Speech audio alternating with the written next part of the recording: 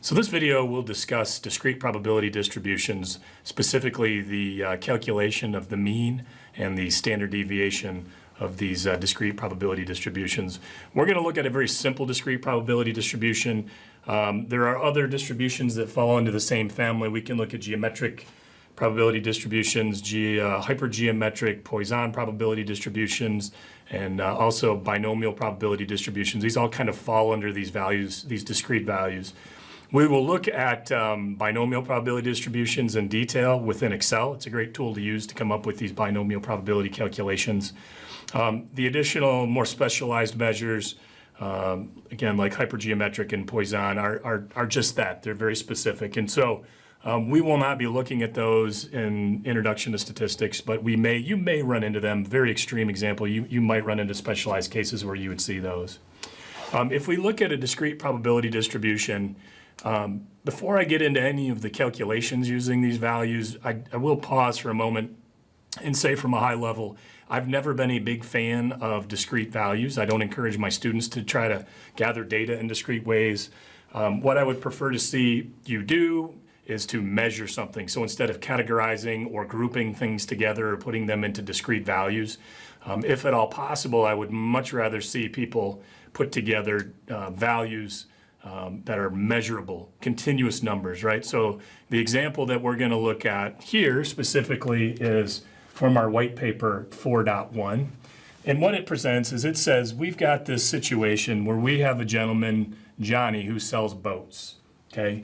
So our value of X is going to refer to the number of boats that Johnny sells on a typical day. And Johnny sells between 1, 2, 3, or 4 boats on any specific day. The corresponding then probability of selling those values, we've got 0.05, there's a 5% chance he sells 0 boats on a day, 20% chance of 1, 40, 25, and 10. So I pause for just a moment to point out that there might be a better way to actually go in and measure Johnny's effectiveness as a salesman, right? There might be better data that we could collect. And I would contend that it's not so much how many boats that Johnny sells that I would be concerned with if I were kind of looking at his performance. Instead, I would be more concerned with literally how much money does he make, right? So I'll pause in a lot of times and say, what is a better metric or measure of Johnny's performance? And a lot of times students will say sales. I'm not even as concerned with sales. I'm more concerned that what is his profitability? How much money is he making on his boat sales? In fact, we could even go one step further and say, we're concerned with what are the economic rents that Johnny is achieving, which basically means in the same industry, how is he performing in himself compared to somebody else, right? Because we see significant differences in profitability across different industries, different products, different services. So we really want to understand how he's doing in terms of his profitability in this case, and what does his profitability look like compared to somebody else's. We can monetize that, put it in a dollar value, and I would contend that it's a much better way of quantifying what he's doing. But in this case, we have this very simplistic set of data, all right? We have these discrete values, which are numbers of boats, okay? We don't have any more detail beyond that, and then again, this corresponding probability of these things happening. So the first question, when we look at this, is we could say, all right, we're gonna go in, and we're gonna calculate on a typical day. On a typical day, how many boats would Johnny sell? And we hear the word typical, we think of the mean. The way we would calculate this value for this discrete set of data is we're going to take each one of these values of X and multiply times the probability of X. Right? So we're simply going to go in, we're going to create a little column over here, X times the probability of X, right? 0 times 0.05, 0, 0.2, 0.8, 0.75, and 0.40, right? So we've gone into our equation for each one of these values of X. We've multiplied times the probability of X, and then we're going to add them all up. If we total this up, we end up at 2.15. On a typical day, then Johnny sells 2.15 boats. And I put that in quotes because that is the answer. That's from our set of data, that's very close. I mean, that is what he would sell, 2.15 boats. But we do have a challenge in reconciling that back to kind of what does 2.15 boats mean, right? again, back to the previous point of, it would be a lot different if we could say that Johnny's profitability, he was basically making, $3,500 a boat in profit. That's a very different thing than just saying he sold 2.15 boats, all right? We can go in, and the question in the white paper, 4.1 extends it out and says, let's put together some measure of dispersion so we can calculate the variance for this discrete probability distribution, x minus the mean, right? Now squared times the probability of x. So this takes a little patience. You're going to have some patience. But basically the first step we're going to do is we're going to subtract the population mean from each one of our sample values. Next step is we're going to square that number, and then we're going to multiply times this probability of x. And then the final thing we'll do is add those all up. So if we go in and we say we're going to take x minus the mean, I'm just going to rewrite these values. I'll warn you in advance, the light board here is going to probably get pretty crowded in a hurry. 1.5, 2.15, 2.15, so I'm just subtracting that 2.15 value. If we subtract those out, of course, we get this column over here, negative 2.15, all right? Negative 1.15, negative 0.15, positive 0.85, and of course, positive 1.85. Okay, so that column represents the x value minus the mean, all right? The next thing we need to do is take this number and we're going to square each one of these values, right? That's what our equation is telling us we're going to do next. So this column over here is going to be x minus the mean now squared.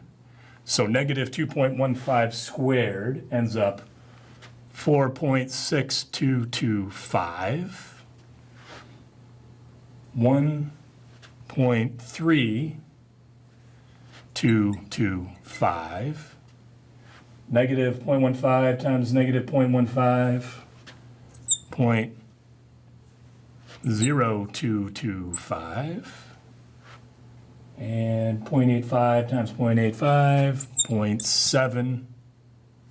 0.7225, and 3.4225. So again, I simply went in and we squared each one of those values. We are getting close. So the last step, well, almost the second to last step in our calculation here is we're going to multiply each one of these values that we just calculated times the probability of x, which is this number over here, okay? And then we'll add up that. So this column over here is going to represent x minus the mean now squared times the probability of x. So I'm simply going to take the 4.6225 times the 0.025, 1.3225 times the 0.2. So as we run down those numbers, I end up at 0.2311, 0.2645, 0.0090,